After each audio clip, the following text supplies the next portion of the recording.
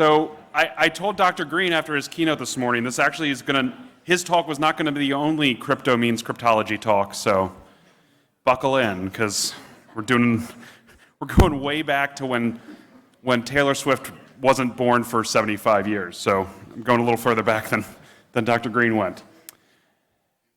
And the reality is that this story is really a love story. And it's a love story that kind of begins and ends with a pretty powerful concept, a concept that what really makes a person powerful isn't anything in the traditional senses of power, but not in strength or force, but that knowledge itself is power.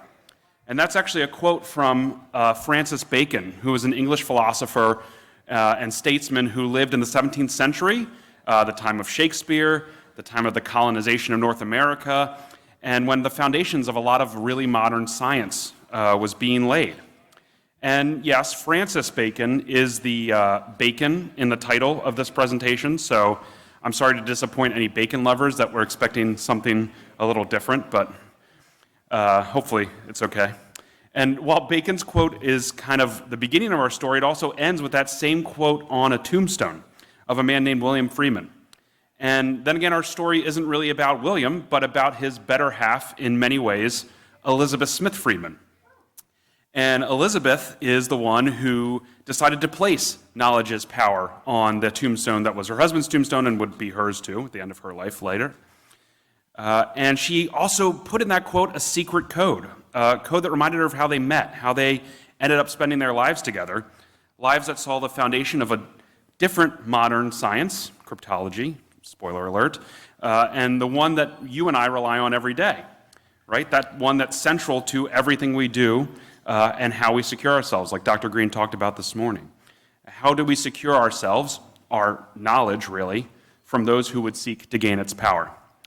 So before I introduce myself, I'd like to introduce Elizebeth Smith. It is Elizabeth spelled with 2 E's and no A. She was the youngest of 9 Smith children, and the theory goes that her mother kind of wanted to give her something. When your last name's Smith, you don't really have anything, so she got an unusual spelling of Elizabeth to help set her apart. She was born in a small town in Indiana, raised on a farm by her Quaker dairy farming father and mother. And her father could actually trace his lineage all the way back to an English Quaker who sailed to America in 1682 on the same boat as William Penn of the state north of us fame.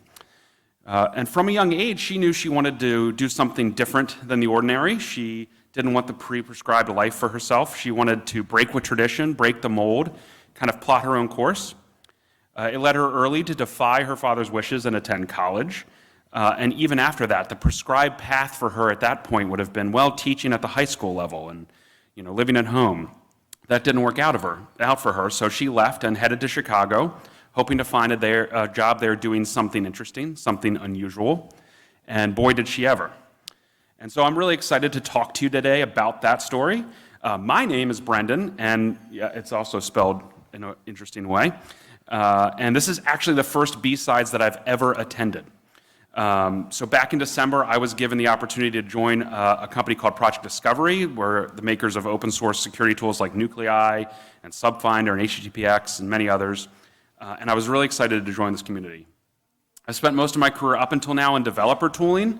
Most recently, I was at a company called GitLab for 5 years, and that led me to see the power that open source can bring to bear on problems that real practitioners face, not just the ones that look good in a demo or sell really well from one person in a suit to another person in a suit.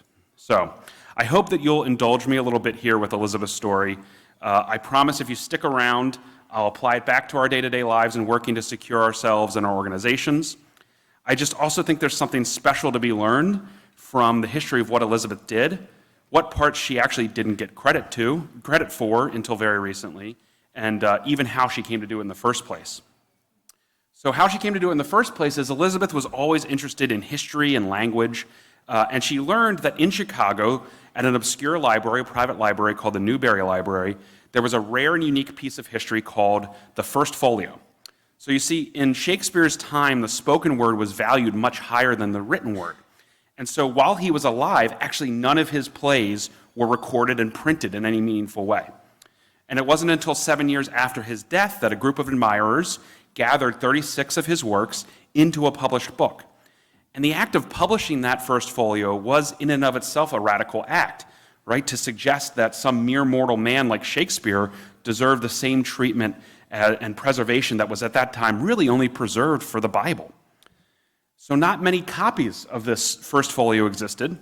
And in the early 1900s, the Newberry Library had one of the few copies available in America, and Elizabeth's curiosity and desire for something new drove her to go see it. And that would start this chain of events that led to the foundation of a science.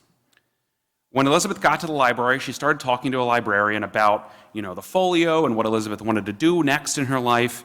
And the librarian remembered this eccentric millionaire who was looking for someone just like Elizabeth. And within the next hour, George Fabian showed up in the limousine, absconded with Elizabeth, took her to a train station, led her all the way to his estate in Geneva, Illinois, which was called Riverbank.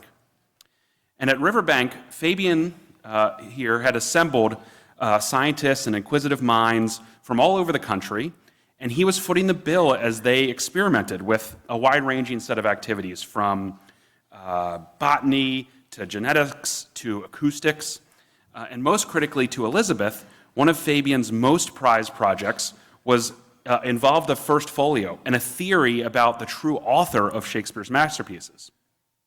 You see, at Riverbank, there was this other woman, Mrs. Elizabeth Wells Gallup, with the traditional Z.A. Elizabeth rather than our Elizabeth Z.E. She ran a school called the Riverbank Cipher School. And a cipher, of course, is a secret or disguised way of writing, some sort of code. And Mrs. Gallup had been working for years on a secret code that she believed was embedded in the first folio. A secret code that, if proven correct, would have changed our understanding of not only English literature, but of the history of the United Kingdom itself as well.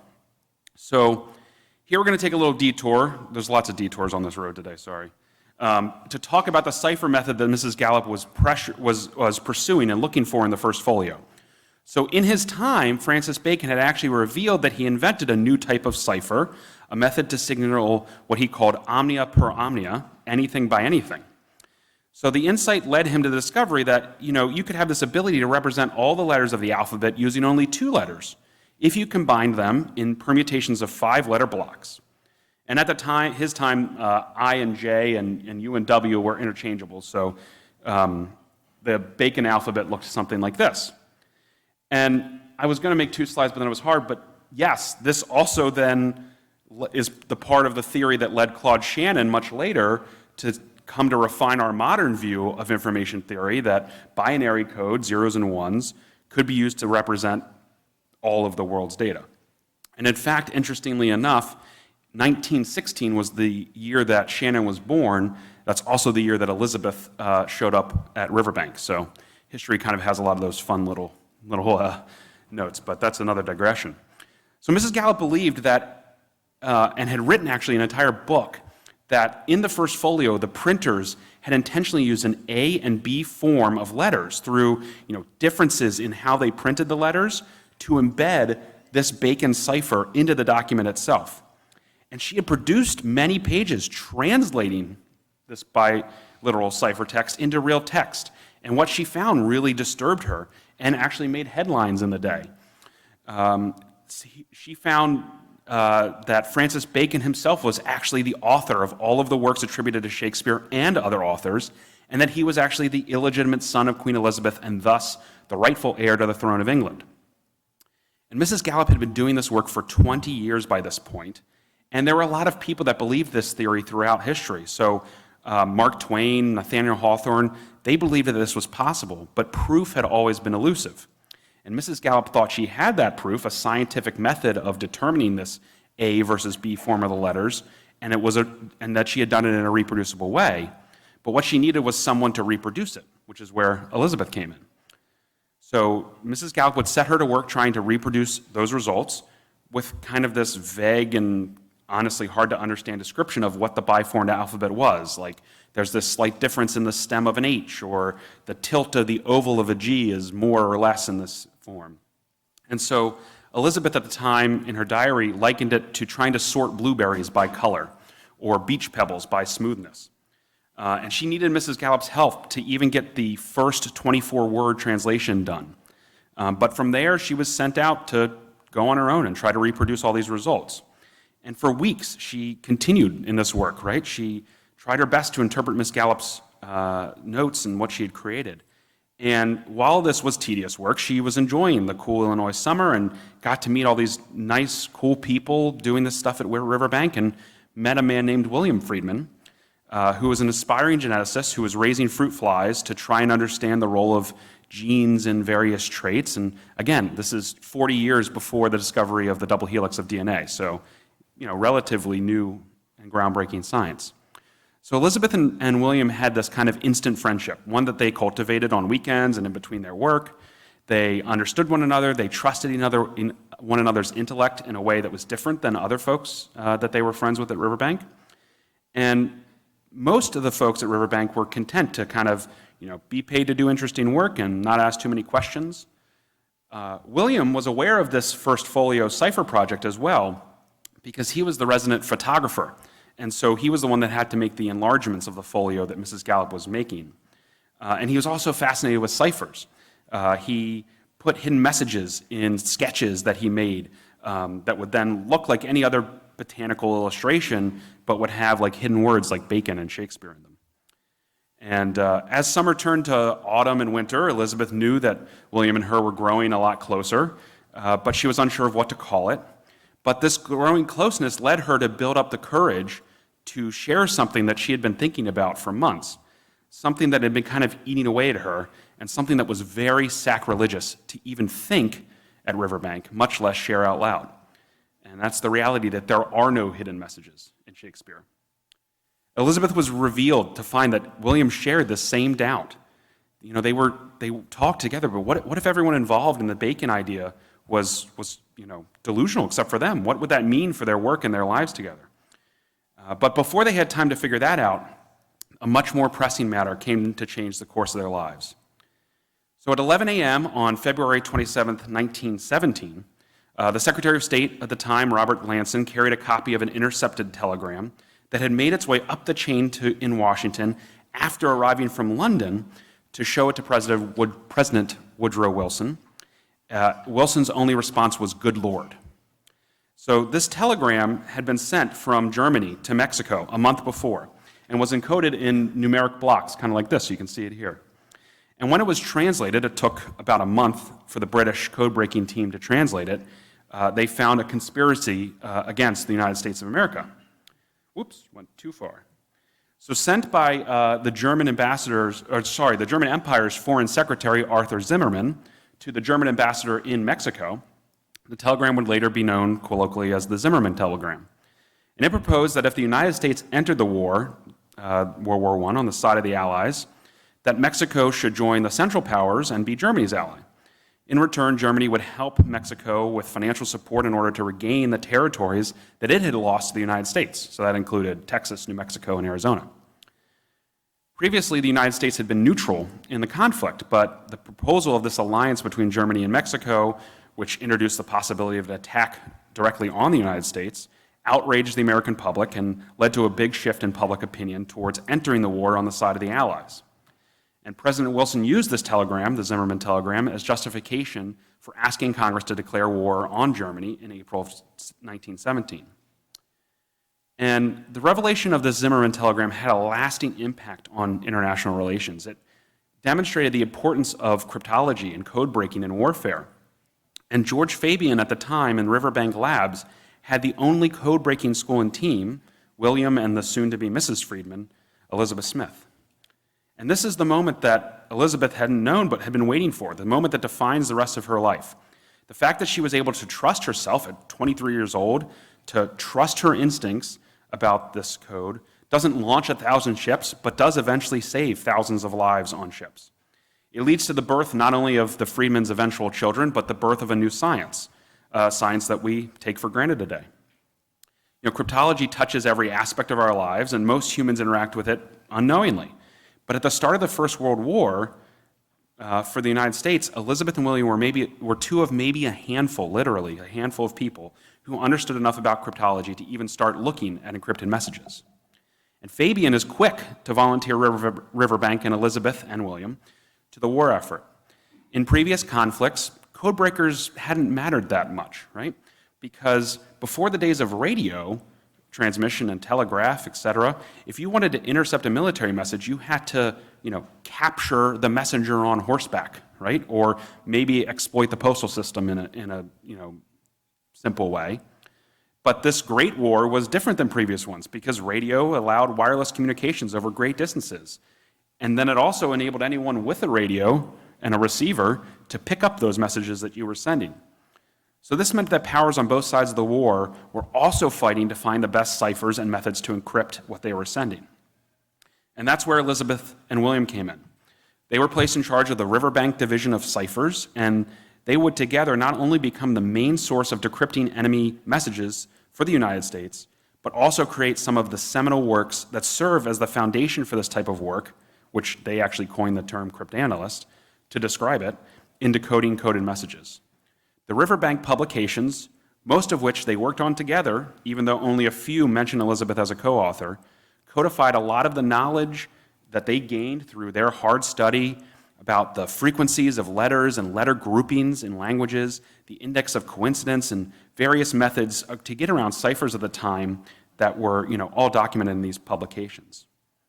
And these methods are the very foundations of cryptology, right? Take, for example, one of the simplest ciphers, a monoalphabetic substitution cipher or mask.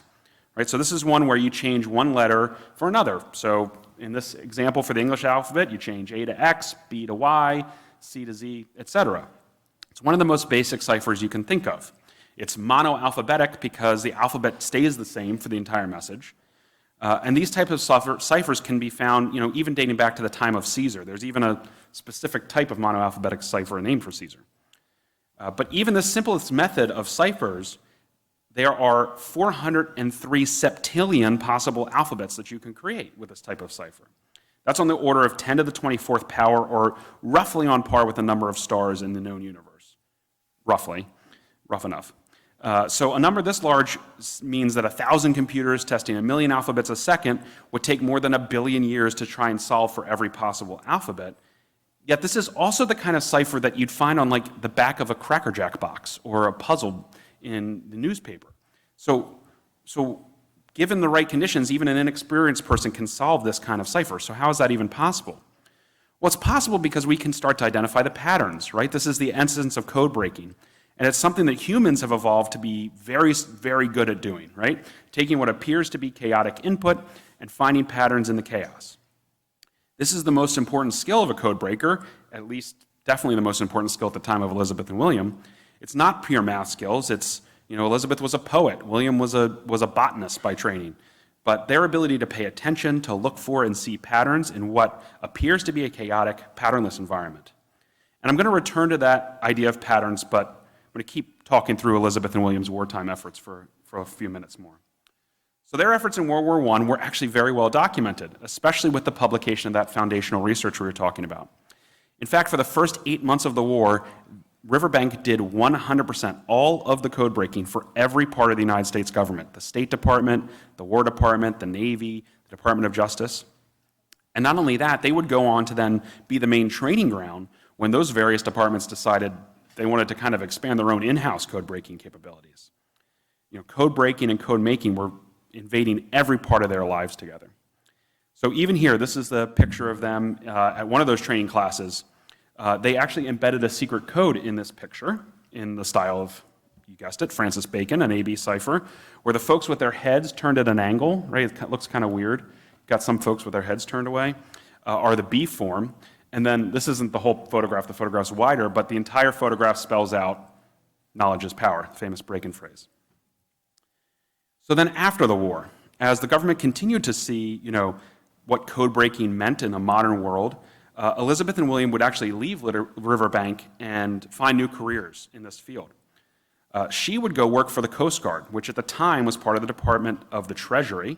And in 1927, when the government came knocking and asked her help with a new challenge. And that challenge was that during Prohibition, illegal alcohol smuggling and distribution became a very lucrative business for organized crime groups.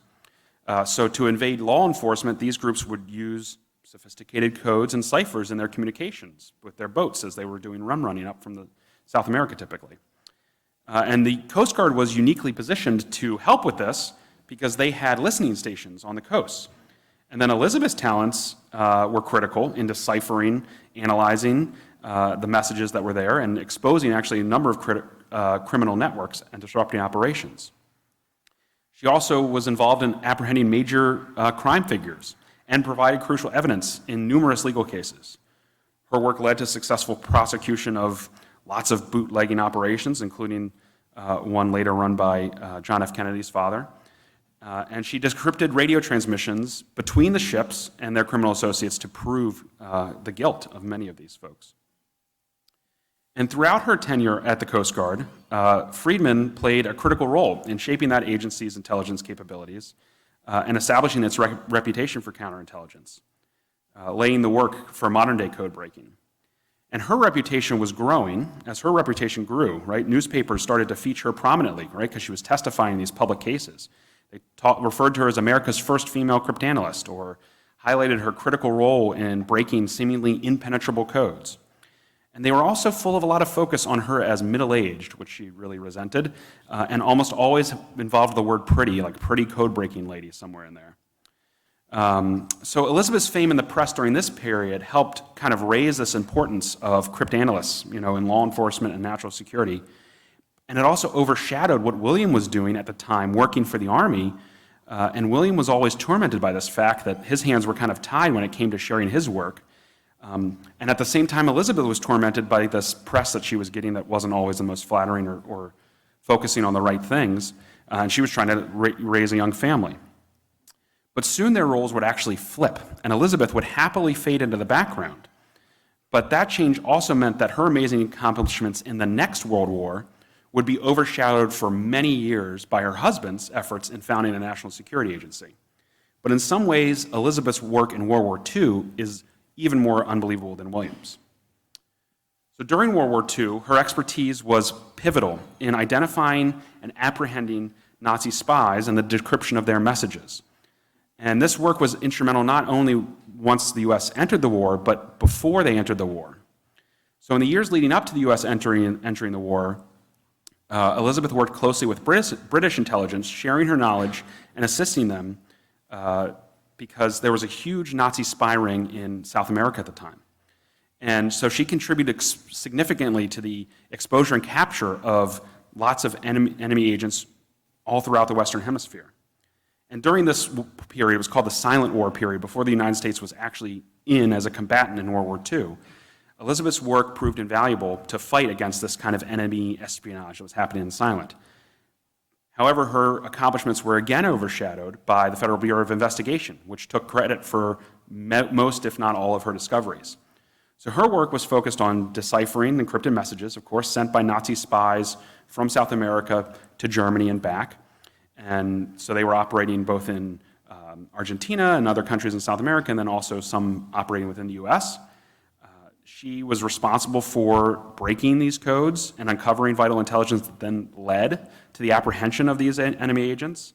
And the Coast Guard cryptanalytic unit that she had founded was actually who was both receiving and decrypting these messages. The FBI, though, at the time was led by a guy named J. Edgar Hoover, and he was very eager to build its reputation and strength as the nation's premier law enforcement agency. And so in doing so, the FBI often would take credit for the successes that Friedman and her team were making.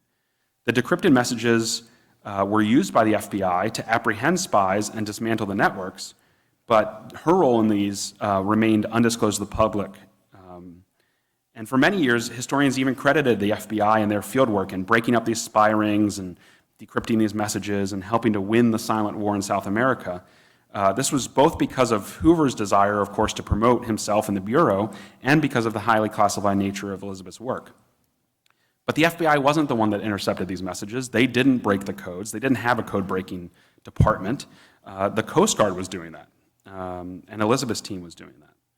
And once the documents behind those accomplishments were declassified, it was really obvious who the vital source of the information was, because every one of these documents, even in the FBI files, said CG decrypt at the bottom, for Coast Guard decrypt. Right? That's something they placed on the bottom of every document when they sent it to another agency, the FBI or to the British or to the DoD. And so these decryptions, they saved lives. They stopped coups of fascist coups in South America. They drove wedges between Germany and its would-be South American allies. But Friedman's most notable work during World War II involved cracking the Enigma machine. So this is an encryption device that was used by the German military to encode and decode messages. It has complex settings, right, which everyone thought made it virtually impenetrable, billions of permutations and combinations. But alongside British counterparts, including Alan Turing and his team at Bletchley Park, Friedman helped develop and devise techniques to break the Enigma code, which ultimately played, obviously, a critical role in the Allied victory. And her efforts, allowed the U.S. and its allies to intercept and understand enemy communications, was invaluable in making crucial decisions during the war, and, like I said, saving countless lives. So an example of that is that there were over 8,000 soldiers being transported on the Queen Mary. And Hitler himself had put a personal bounty on the Queen Mary, promising the Iron Cross and a bounty of 1 million Reichsmarks to any U-boat captain that was able to sink her. But then again, following the war, all of that was classified. So her contributions to this were kept secret to protect her identity and the sensitive nature of the fact that we had broken the Enigma. And so it would only be many years after the war that her accomplishments were publicly recognized. Right? And this groundbreaking work that Elizabeth did and William Friedman did in the field of cryptanalysts was foundational, right? It was the foundation of the modern National Security Agency. They pioneered efforts in code breaking and its importance in peacetime and in war. And William is often regarded as the father of modern American cryptology. He founded what's called the Army's Signal Intelligence Service, which would evolve into the NSA and was responsible for intercepting and deciphering foreign military communications. He focused heavily on a number of encryption machines from Japan during the war. And so those combined efforts, right, of the Friedmans significantly influenced the U.S. government's understanding of the strategic value of cryptology. And as the war moved into, after the war, we moved into the Cold War area, that need for an agency to handle this increasingly complex challenges of cryptology and signals intelligence became evident, and President Harry Truman established the NSA in 1952. And the NSA's primary mission was, of course, and is still in theory, to protect and defend the U.S. national security systems and produce foreign signals intelligence. And originally, the NSA had named an auditorium at Fort Meade after William. However, and this is actually Elizabeth at that dedication with a bust of her husband when they dedicated that auditorium. But later on, after Elizabeth's death, it became public information that she contributed so much to this effort as well, and that her work probably deserved equal recognition. And so in response to that, the NSA actually took the decision to rename the auditorium. It now honors both William and Elizabeth. And this change underscores the agency's and our understanding and acknowledgement of the significant contributions made by both of the Friedmans in the field of cryptanalysts. And so that renaming, serves as a testament, I think, to both Elizabeth and William's collective legacy in cryptology, and also highlights, I think, the importance of recognizing often overlooked work of female code breakers and cryptanalysts whose efforts were instrumental in shaping the course of history and the development of modern intelligence practices. And furthermore, the Friedmans' work went beyond their professional careers. They both dedicated themselves to the education and mentorship of future cryptanalysts, and their commitments to nurturing that talent and sharing knowledge created this kind of robust and skilled workforce in cryptology that, of course, continued to evolve in the ever-changing landscape of global security threats. So, that's the story of Elizabeth, but what can we kind of take away from all of this? How does this kind of tangled history of, the works of Shakespeare, leading to an incorrect theory about who authored them, to the founding of one of the greatest code breaking, security focused organizations we heard about this morning from Dr. Green. How does that all tie into what we're doing today and help us think about how we secure our future together? So I think the lessons are these. I think they're crucial for understanding both the current and future cybersecurity landscape, and will help us better protect ourselves and our organizations against threats. And they go back to the principles that I think Elizabeth used in helping to found this science. So first, let's look at the concept of interdisciplinary thinking and problem solving. So, in today's world, we just heard from Kat, and we've heard in lots of talks today about how evolving cyber threats are, and they can be increasing complexity, leading to the idea that we have to think a lot differently. Right, gone are the days where there's one root user, or you can rely on a single technology or a single method to secure an organization. The most effective cybersecurity strategies today incorporate a diverse set of tools, techniques, drawing on the experience of multiple fields, right, incorporating other disciplines like psychology and sociology and economics and into a cybersecurity strategy can provide valuable insights into what are the motivations behind attackers and how does this impact their behavior. This allows you to anticipate and mitigate threats more effectively. So by fostering this culture of interdisciplinary collaboration within an organization, I think you can find a holistic approach to problem solving that helps tackle today's threats. The second key, I think, and this is something that Elizabeth did her whole career, is thinking like your adversary, think like an attacker. In order to really defend against threats effectively, you have to understand that mindset and the tactics that your adversaries are using. Right there, if we go back to her code breaking in World War II, or in the Silent War, World War II, there was actually a famous novel that all of the Nazi spies were using in order to be the seed for their encryption. And so she started to learn what parts of that novel people liked more and what parts they would be more likely to start from. So adopting that attacker's perspective when evaluating your own security posture is definitely one of the most effective things that you can do to evaluate the effectiveness of that posture. You have to ask questions like, how would I try to exploit this system? What would be the most valuable target if I was attacking it? And that can uncover potential vulnerabilities that might not have been immediately apparent if you're just starting from that posture. And then again, I think we heard about it before, but conducting regular threat assessments and penetration tests that help you simulate what a real-world attack looks like identifies areas where your defense is lacking. And that creates a proactive approach to security and not an assumption of security. And the third takeaway is to not over-assume, right? To know that nothing is impenetrable, right? The Titanic was unsinkable, the Enigma was impenetrable, but no matter how robust your security measures will be, well, we heard this morning from Dr. Green that 128-bit encryption, or 1028-bit encryption was unbreakable, and then we found out it was broken. So no matter how robust your security measures may be, there's going to always be a potential for an attacker to find a way in. And so it's crucial to constantly evaluate where you're at and adopt that mindset of continuous learning and improvement, right? We heard of training and continuous learning from Kat just recently. And so by regularly challenging your own security measures, you're going to be able to identify and address, where there are issues, where there have been internal or external attempts to breach your security. And then things like bug bounty programs that can incentivize those security researchers to do the same are going to really help you take a look at your system from the outside in.